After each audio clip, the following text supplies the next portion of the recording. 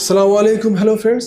আজকের ভিডিওতে আমরা আলোচনা করব আমাদের ইমিউনিটিটা কিভাবে আরও অনেক মজবুত করতে পারি।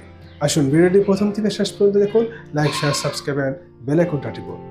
ইমিউনিটির ক্ষেত্রে গিলয়, হলুদ এবং আমলার কম্বিনেশন আয়ুর্বেদের একটি অত্যন্ত শক্তিশালী এবং সময় পরীক্ষিত সমন্বয়।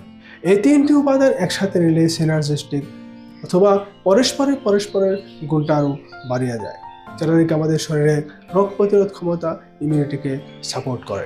আয়ুর্বেদিক গিলয়কে অমৃত বলা হয় কারণ এটি শরীরকে পুনর্জীবিত করে এবং দীর্ঘায়ু দেয়।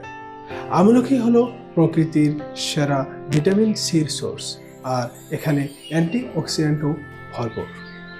আর হলুদ বা কারকিউমিনে অ্যান্টি ইনফ্ল্যামেটরি এবং অ্যান্টি মাইক্রোবিয়াল হিসাবে কাজ করে।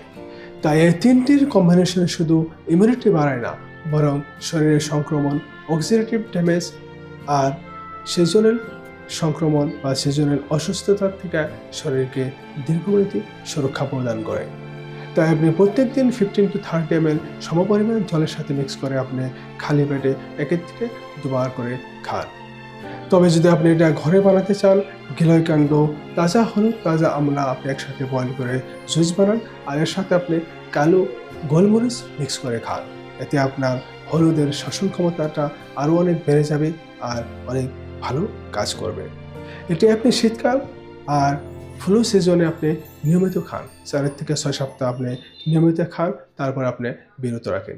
দেখবেন আপনার ইমিউনিটি আরও অনেক স্ট্রং হয়ে যাচ্ছে। আশা করি সবাই ভালো থাকুন, সুস্থ থাকুন। নেক্সট ভিডিওতে আবার দেখা হবে। আজকের জন্য বিদায় নিচ্ছি। ধন্যবাদ।